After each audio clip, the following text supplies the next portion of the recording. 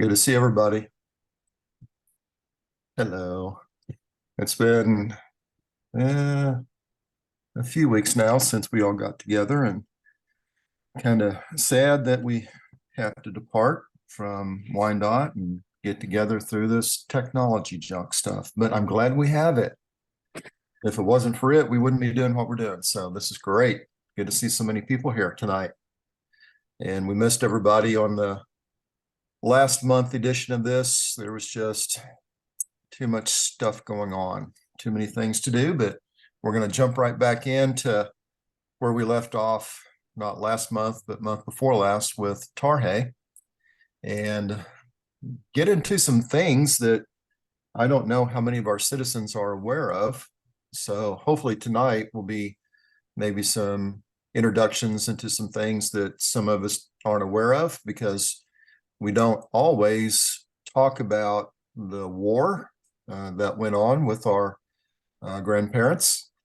And the history books, as we will see here in a little bit, are really hesitant to share some of the things that are factual history when it comes to the brand new United States of America that was trying to make its way into the world. So some of this is definitely hard to find unless you know what specifically you're looking for. So we're going to look at some hellhounds, some glorious battles, the glorious, inglorious battle, and the Grenville Treaty.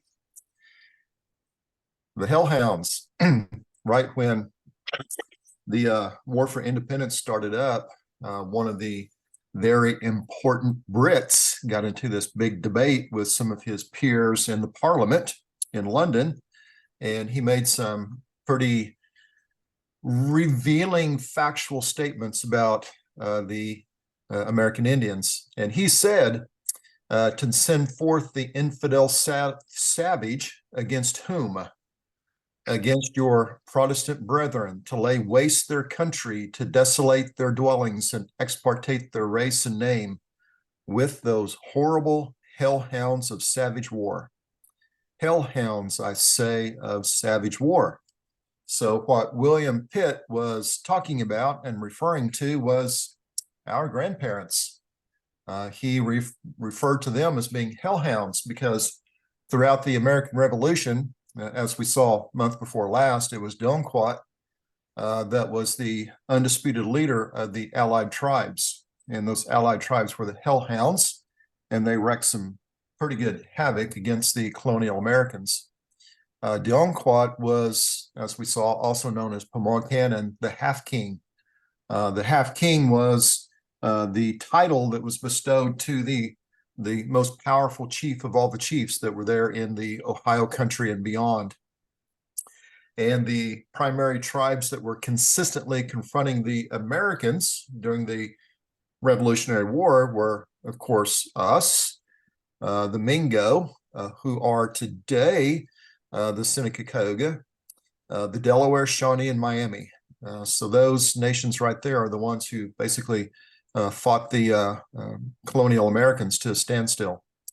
In 1783, the United States was granted independence from Great Britain after a long, hard fight. And the British sort of ended their war with the Americans.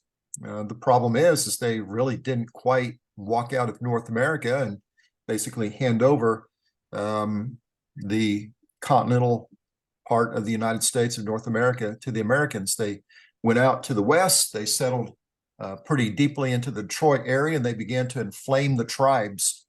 They asked them to resist the Americans. While they were doing that, they were putting together some plans that will play out in future that we'll talk about maybe in a couple of weeks.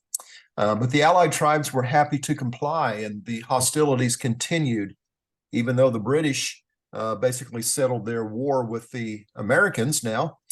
They were inspiring all the Indians that had aligned with them to continue the fight.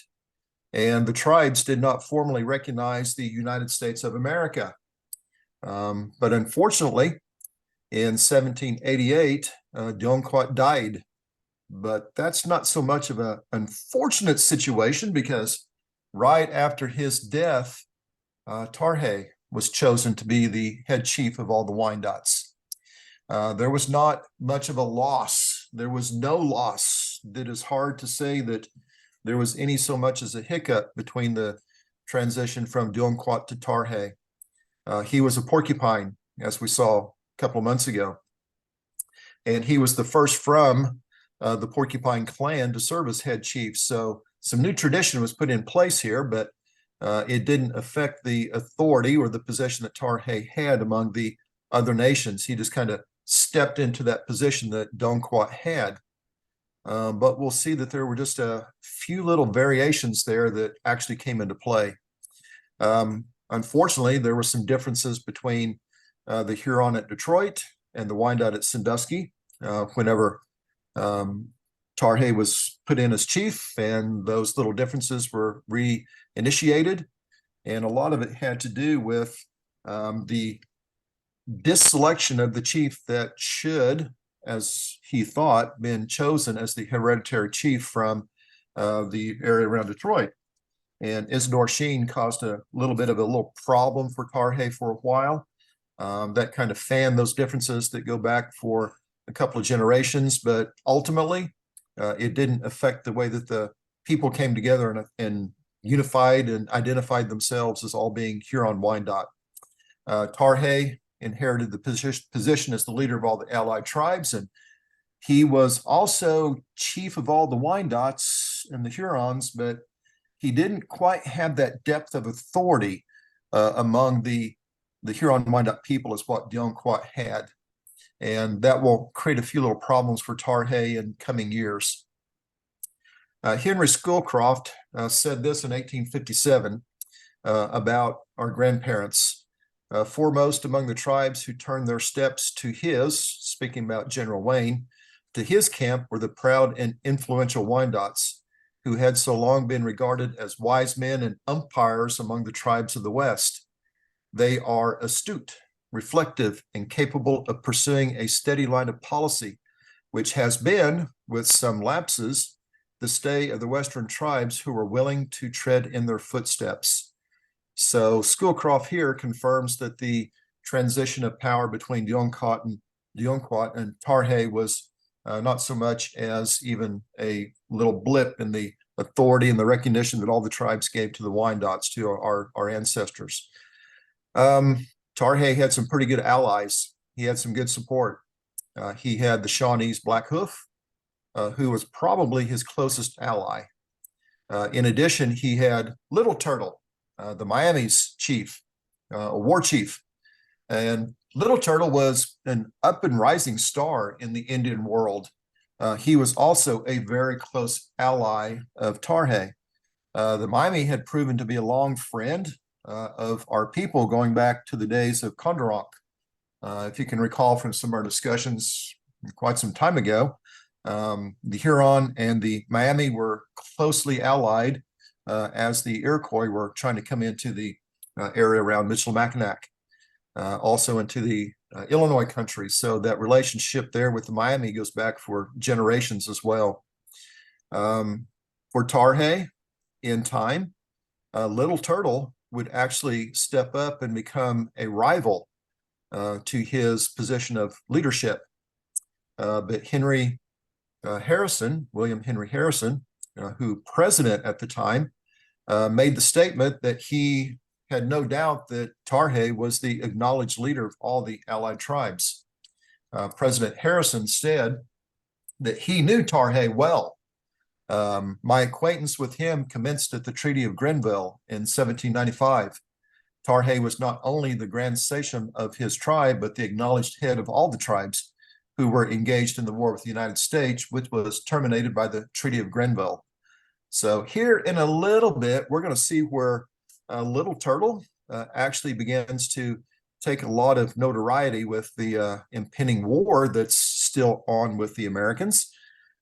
So his name is mentioned a lot in the history books, and to some degree, that's why Tarhe is always given kind of a back seat to the wars and the battles that we're going to take a look at.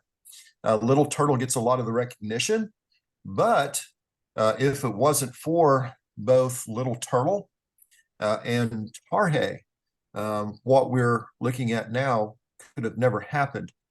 In 1787, the Northwest Territory was established and opened for settlement by the United States.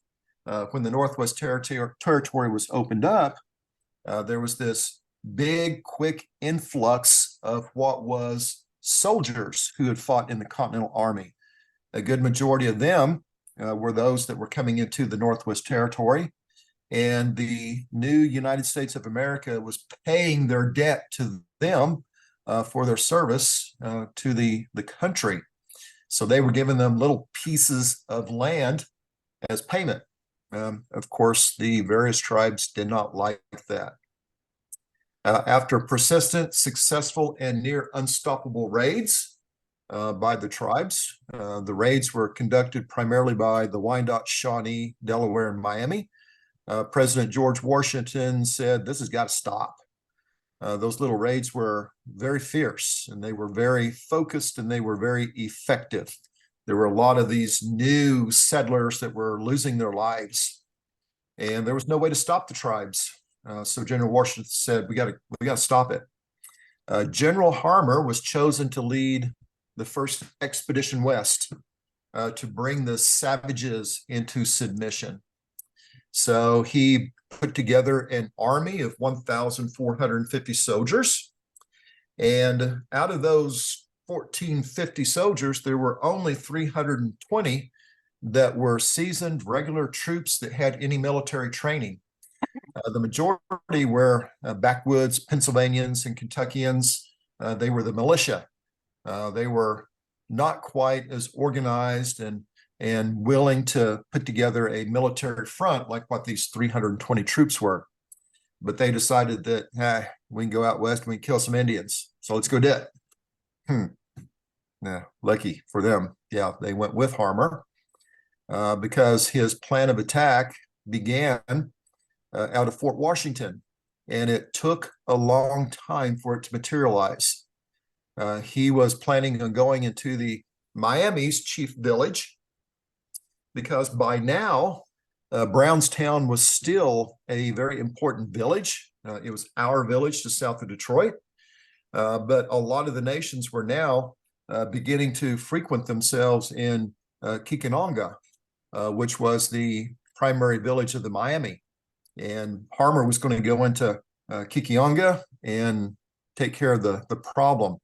The problem is that he took too much time, and there were some Indians waiting for him there. But Little Turtle, more so than Tarhe, was taking an active role as leader of this new Indian army. Tarhe was the absolute glue that kept all the tribes together. But when it came to actually going into the field and putting their policy into play, it was Little Turtle, not so much Tarhe, but Little Turtle, who was actually the enactor, the enforcer of what was going on. We saw this a couple weeks ago. William Walker Jr. in 1868 confirmed that Tarhe was not noted as a warrior. Tarhe was that diplomat. He was that one who had the wisdom to actually know how to create this inner relationship with all the different tribes and keep them together and focused on what was the problem at hand, and that was the Americans. So Tarhe was the glue, and Little Turtle became the hand of the alliance that actually went and took care of business. So as General Harmer was making his way to Kikonanga to begin his attack, the Miami, they burned their village. They were a little bit different than we were in the mindset, because when we were fighting the colonial Americans during the Revolutionary War, we never lost any of our villages. We never were attacked. They tried to come in and catch us at home, but we always had enough spies out there that we just left the area. But the Miami burned Kikonanga. The Americans come in on October 19th, 210 of them, and they were routed at the Battle of Heller's Corner near the Eel River. They were decimated. The militia fled the battlefield, and only 7 out of 320 of the regular troops that were there fighting escaped with their lives. So the Americans walked into Kikionga, or there in that general area where the Miami village was, and they were just absolutely wiped out. And the Indians, there were several nations there, not just the Miami, the Wyandotte, but several nations there. They sat back and they were ready for round two. Then on October 22nd, General Harmer sent 360 of his militia against the United Indian Army. This next battle took place at the junction of the St. Joseph and St. Mary River, and 196 out of his 360 militia were killed in this battle. Little Turtle lost about 100 of his warriors through the alliance. General Harmer started limping back to Fort Washington and claiming victory. He said that he walked into the heart of the Indian country and he defeated them. President Washington disagreed because, after all, General Harmer lost 1/3 of his men. He left 1/3 of his men to rot in the Indian country. That is not anywhere close to being a victory. So the Indians were a little excited about this big victory. The Americans did not quite get the idea that they shouldn't be venturing into the heart of Indian country. And in December-ish, January of 1790, 1791, the Americans were making some big, bold steps into the southeastern portion of what was becoming the state of Ohio. They had began to create this wonderful little village. It's kind of this little haven for people coming into Indian country. Big Block, or Big Bottom, was a blockhouse that had been erected to form a solid, impenetrable building of protection for this new Waterford settlement that was being built. This blockhouse, the Waterford settlement, is near where present-day Stockport, Ohio is. The blockhouse resided, it was being built, and this new settlement of Waterford was being built on Delaware land that had been gifted to the Delaware by us. So we had an invested interest in the land. We had still laid claim to the land, and the Delaware needed some help to make an impression upon these Americans that they needed to get off the land. The Americans had to be taught a lesson. So in the middle of winter, it was very rare for any army back in that day and time to try and go to the field in the middle of winter. Winter could be brutal, and a lot of the armies were absolutely destroyed when they tried to oppose forces in the middle of winter. But in this particular case, 25 of our warriors and Delaware warriors went into the southeast corner of Ohio to make a lesson be known. You got to get out. So they crossed the river. They divided into two different companies. The first attack was directly upon the Big Bottom blockhouse. And when they attacked the blockhouse, I'm thinking it was probably a lot of our warriors that attacked the blockhouse, from what I've read. Out of the 13 occupants that were inside the blockhouse, only one escaped with their life. And the entry into the blockhouse was easy. Our warriors walked up and knocked on the door, and the people inside opened it, and we walked in and killed them. It was that easy, mainly because the guard dogs, the dogs that the Americans had to protect their property, were also inside the blockhouse sleeping near the fire. Those dogs were killed too. So the blockhouse and all 12 bodies of the dead Americans were burnt. But before the blockhouse was actually set on fire, our warriors took all the food that was inside the blockhouse and removed it. They did not burn the food. What they did was they took the baskets and all of the other food and they set it outside near some stumps, and they left it there. They didn't take it. They left it there for all the other people, the Americans, to come and get it. And we'll see why that's an important thing that they did there in a little bit. So the Big Bottom Massacre, the second prong, was actually discovered. So the second prong was never even initiated. If it had been, they would have found 37 of Waterford's residents taking shelter in a second, smaller blockhouse. Unlike at the Big Bottom blockhouse, this time they left their dogs outside. So when the warriors approached, they were pretty much given full notice that danger was approaching. So they were somewhat ready when the warriors approached, but they never attacked the blockhouse.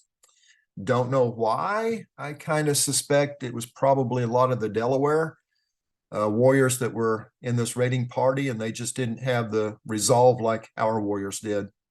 So the attack was forfeited. They took all their spoils and they returned back to Sandusky with 5 captives.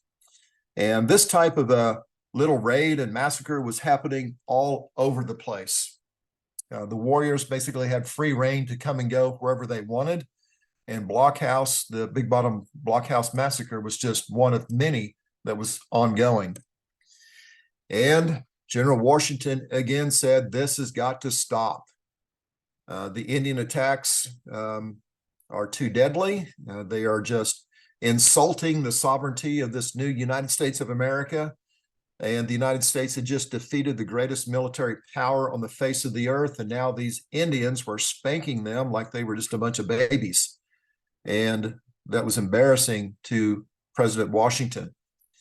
So General Arthur St. Clair stepped up and he suggested that they actually go out and create this whole big chain of forts out west in what was the western side of what would become the state of Ohio. And he had a pretty good pedigree. So everybody thought they knew what he was talking about. He had served with the British Army. When the Revolutionary War began, he decided to stay with the colonial Americans and he fought against the British. After the war ended, he served on the Continental Congress for a while. He was instrumental in creating the Northwest Territory, so he was appointed governor. And eventually, he would become the provisional governor of the state of Ohio. So he had a lot of authority. He had a lot of respect. A lot of people really thought that he knew what he was talking about, and they said, go get him. So he took an army of 2,300 soldiers, and he went west. He started building this chain of forts out of Fort Washington, deep into the heart of Indian country. When he departed Fort Washington on September 6th of 1791, he had his scouts and he had all of the things that were looking to be this attack into the heart of country kind of in disguise. He was trying to put this army into the heart of the Indian country by saying that, nah, we're not coming to attack you. We are not militaristic in our approach. We're diplomatic. So don't worry about us. We're just coming up there to visit for a while. And all the Indians basically went, yeah, whatever. They had a good idea of what he was doing, and they were making preparations as he was making his way north, building all of these forts that basically served no purpose. As he was building the forts and he reached the Wabash River in November, his army had dwindled down to 1,400 men. All of the men in his company began to doubt the ability of General St. Clair, and they began to desert. And by this time, the Indians were everywhere. And General St. Clair had seen a lot of these signs that the tribes were giving him. There were some ominous warnings, but he just ignored them. And then on November 4th of 1791, a battle that lasted just 4 hours ensued. In the early mornings, the nations basically sprung their trap. And out of the 1,400 regulars, the levies and the militia, 918 men were killed within 4 hours' time. There were 276 that were wounded, and this constituted for about half of the entire standing army of the United States of America. There in the middle of Indian country out in nowhere, Ohio, this army was defeated. They were dead or they were wounded. And the aftermath of St. Clair's defeat is the greatest defeat that has ever been suffered at the hands of any Indian army. None of the battles that took place later out west can even begin to come close to the tragic outcome that the U.S. Army faced under St. Clair. It was total defeat. And the nations that were involved were the Wyandotte, the Miami, the Delaware, Shawnee, Ottawa, Chippewa, and Potawatomi. These are the nations that not only defeated the Iroquois Confederacy, but now they are bringing some pretty good whooping to the United States of America. President George Washington came under intense criticism after this defeat. He almost lost his presidency. General St. Clair resigned his commission as general, but when he went into trial to find out what happened, he was not court-martialed, but he was exonerated. They found that he did nothing wrong. And later, he was actually put back into his position as governor of the Northwest Territory. He was shamed, but he didn't lose any of his positions that he had already been stepping into. And you will rarely, if ever, read about this battle that took place with so many loss of American lives. This is not found in the history books, and you have to dig pretty deep to find out such a defeat that was enacted upon the United States Army by those Indians. So now, the Inglorious Battle. After that defeat, which was significant to the United States, General Anthony Wayne was personally recruited and appointed by President Washington to forever come to a settlement of this Indian problem.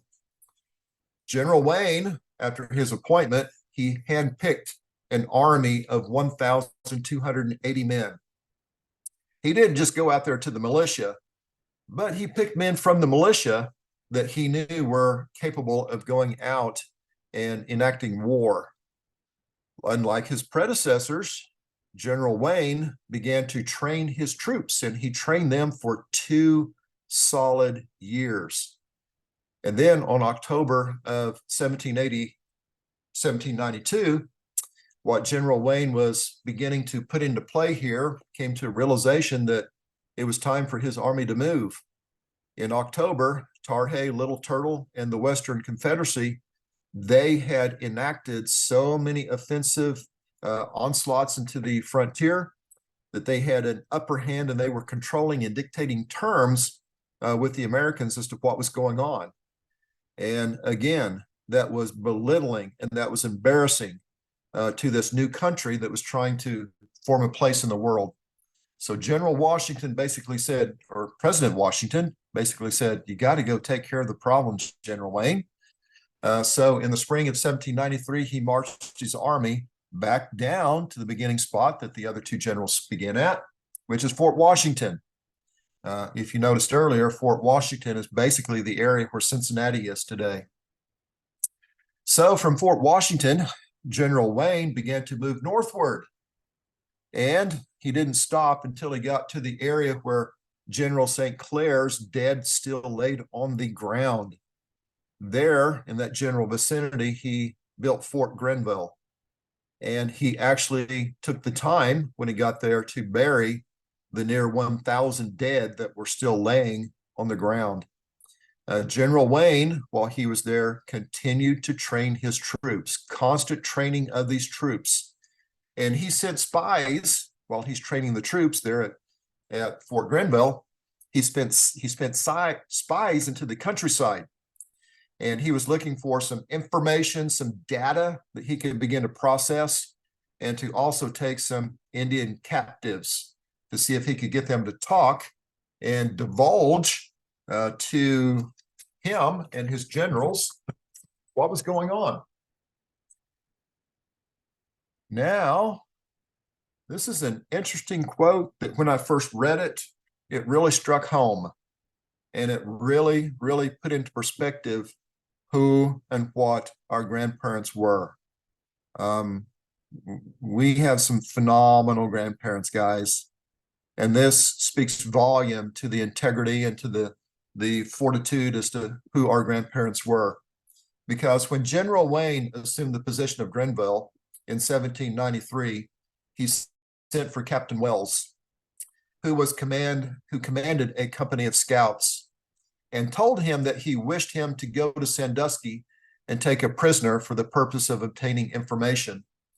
Wells, who, having been taken from Kentucky when a boy and brought up among the Indians, was perfectly acquainted with their character, said he could not take a prisoner, so that he could take a prisoner, but not from Sandusky.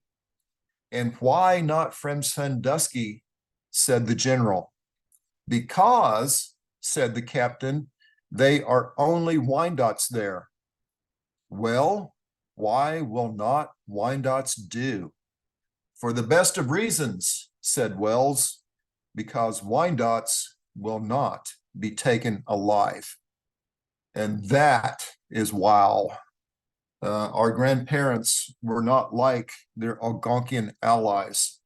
And we'll see what that actually means here in a little bit. They will not be taken alive. So when the summer of 1740 or 1794 arrived, General Wayne's army was complemented with 1,600 Kentuckians. They came up to where the general had built his fort, and they basically merged themselves into this army that General Wayne had been training now for about 2.5 years. General Wayne moved his army from Fort Grenville to the junction of the Auglaize and Maumee rivers. There he built another fort, Fort Defiance. He named it Fort Defiance because he was right in the heart of Indian country, and he was defying the tribes, and he was basically saying, you ain't nothing, I'm here. I'm defying who and what you are. So Fort Defiance became a mockery to the tribes. And then on August 13th, General Wayne offered from Fort Defiance peace to the Indians. He offered peace to the alliance. He gave the nations a chance to come in and talk, and the tribes basically said, no, thank you. Ain't gonna happen. However, Little Turtle had recommended they accept the peace because he had his spies out there and he'd been watching what General Wayne was doing, and he began to realize this is different. This is not like the other two clowns that walked up here thinking that they were going to do something. This general is different. And he told the other chiefs, we got to be careful. Unlike his predecessors, General Wayne had brought horses. He had brought some mounted companies, and he put them out in advance of his foot soldiers. And on the morning of August 20th, 1794, the Indian army was discovered lying in ambush amid fallen timbers that had been thrown around in tall grass left from the aftermath of a tornado. The army was routed. General Wayne basically took his mounted troops and he divided them into two, and he sent the mounted troops to the flank of the Indian army, and they attacked on horseback from behind the army that laid in hiding. And then he sent right down the middle of all the different nations the rest of his foot soldiers. When our allies, when all the Algonquian nations took a look at what was happening, they stood up, they turned their back, and they ran from the field. They left our grandfathers sitting in the field, facing the full onslaught of this American deluge single-handedly. The Algonquians turned and they began to run to a fort that the British had erected just up the river a little bit. Because our allies turned and ran, we faced the brunt of this huge army pretty much head on. And because of what we did, General William Harrison said that this yields the palm of superior bravery among all the Western Indians to the Wyandottes. flight is usually regarded by Indians as no disgrace, but rather as a matter of policy, if not duty, when sorely pressed by superior numbers or surprised by unwanted obstacles. Not so with the Wyandottes. Remember, we will not be taken alive. 9 out of 10 of our chiefs were killed on the battlefield. Tarhe was struck in the arm by a musket ball, and he would carry that injury, that wound, for the rest of his life. Our grandfathers didn't turn their back. Our grandfathers faced the enemy, and those that were killed were most likely killed by the end of a bayonet or the tip of a sword. They were not shot in the back fleeing from their enemy. When the other nations got to the gates of Fort Miami, the British closed the gates. But unfortunately, that was not a lesson learned, because in coming years, we'll see that the Indians would again cast their lot with the British. They should have seen right there that this was not a friend and ally to them. Almost a year after this battle, on June 15th through August 17th of 1795, the tribes again assembled, this time not for war, but for peace. And this is the area in which Tarhe takes a significant amount of criticism.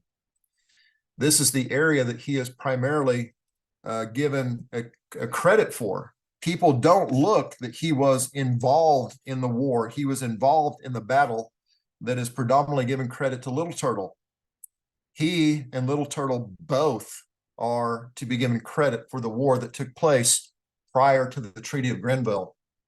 But because Tarhe was the one who promoted peace with the Americans, what he did that led up to this treaty is forgotten. So the tribes came together for peace, not for war, basically because Tarhe said, we got to do this, guys. And for 2 months, there were 1,130 chiefs and warriors that participated in all the festivities, basically at Tarhe's command. The Treaty of Grenville was signed on August 3rd, 1795. 25,000 square miles were ceded to the Americans. And 8 years later, the state of Ohio was admitted as the 17th state. We still kept a pretty good chunk of the state at the Grand Reserve. So this is a very famous painting of the Treaty of Grenville. Does anybody know where Chief Tarhe is sitting in this picture? And notice I say sitting. Does anybody know where Tarhe is? Has anybody seen this photo before? I would imagine that you have. It hangs in the capital of the state of Ohio. So it's going to be hard to point him out, but right here, where I'm circling, that is Tarhe.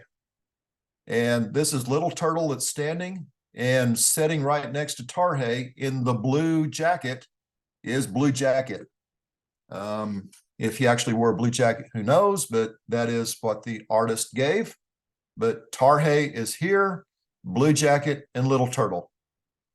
And Tarhe is best known for his efforts to ensure that peace with the Americans would stay.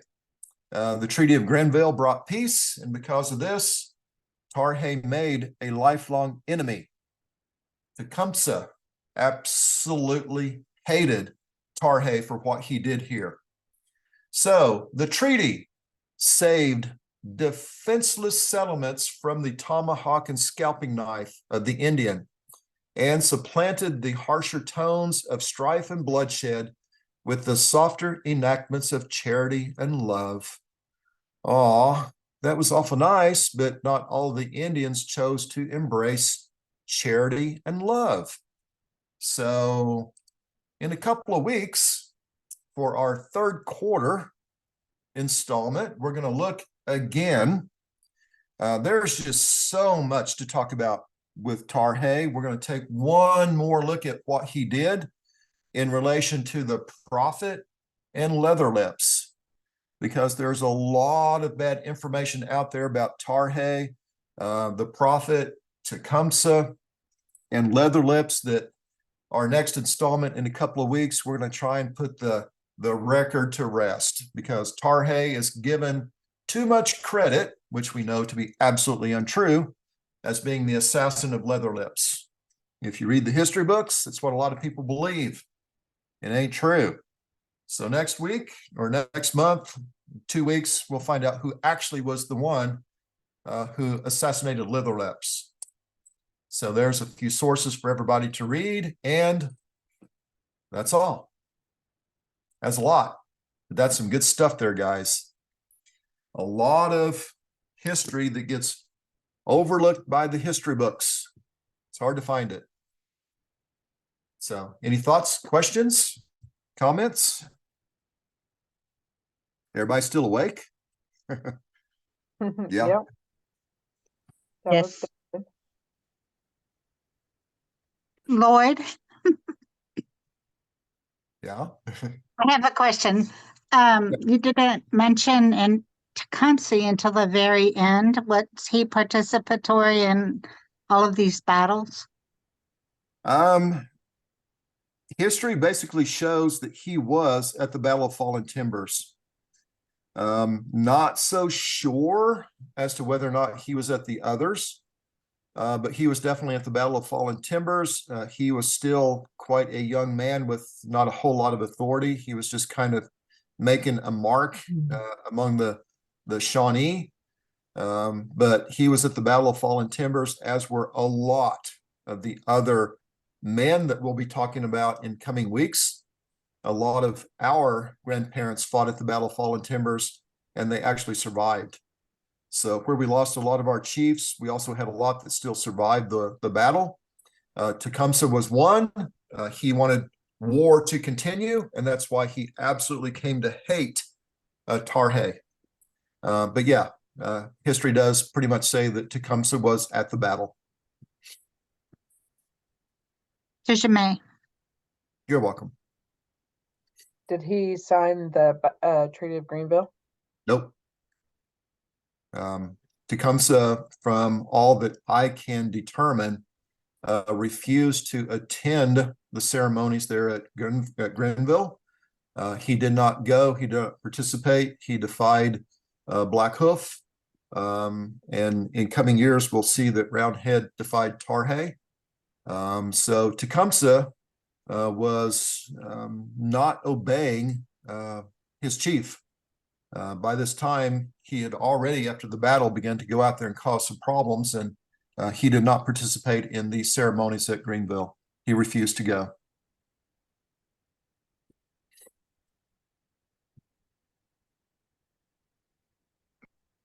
But Roundhead did sign Treaty of Greenville, right? I don't think he did. I don't I'd have think to he go did. back and look. By this time, Roundhead was not the actual war pole. Roundhead, at the time of the Grenville Treaty, was just another one of our up-and-coming warriors. He might have been one of the war chiefs of the Porcupine Clan, but he was not the war pole. He would, in time, step into that position just a little bit before the War of 1812. For some reason I was thinking it was Tarhe, Leatherlips, and Roundhead that signed it. I can go look. I can go see. Because that's where like my disdain for Roundhead kind of came into play. It was because he signed the treaty and then broke the treaty. Yeah, I think, which it might have just been because he went against Tarhe, but regardless. I think he did sign the Treaty of Greenville. Again, I'm with Lloyd. I'd have to go and look, but I think he did. We could take a look at the treaty and see if he's actually on there. He would not be on the treaty named as Roundhead. Bark Carrier, whatever, I can't think of the actual name, Wyandotte name, but Bark Carrier, what he was, the English translation there would have been the name that would have signed the treaty if he was actually on the treaty. I'm seeing it on the internet, and it says Tarhe, Leatherlips, Roundhead, Blue Jacket, several Ottawa, Chippewa, Little Turtle. Yeah, Waikuka. there were a lot of signatures, marks that were put on that treaty, and get to know that Roundhead was there. So even more reason to not like the guy. Yeah. But by this time, clearly Leatherlips, he signed the treaty.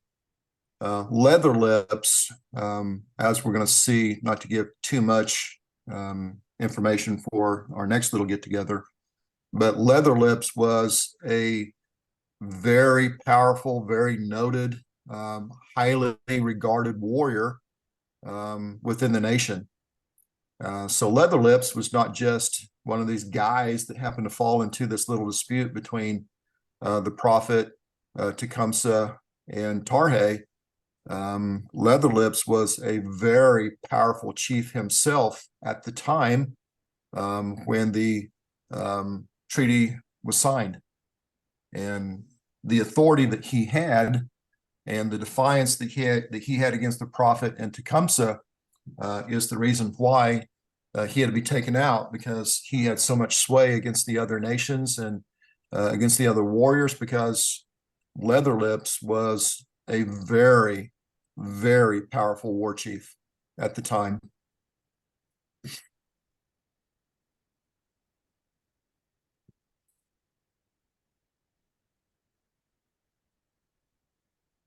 Any more thoughts, comments?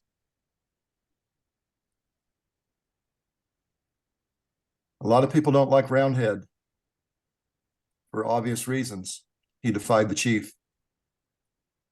And one thing, if we can give him credit for, he would also step up. Not only did he defy Tarhe, but he would also defy Tecumseh and the prophet. So if we can give him any credit for anything, he was not 100% totally loyal to anything and everything that the prophet and Tecumseh asked him to do. He had his limits. He would only go so far. But if you want to see that as a positive thing about him, the downside is he was basically excommunicated. We had a tribal law where he was completely excommunicated from the nation, and in a lot of ways he lost his citizenship because of his defiance to Tarhe. He'll always be a Wyandotte, but he was stripped of his citizenship.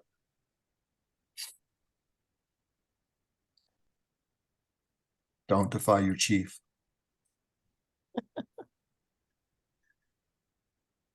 Okay, I think that's it, Kim. So we can look and see if we can get this third quarter locked down for a day. See Yeah, if everybody's got a time that would be good. hold on, let me stop the recording.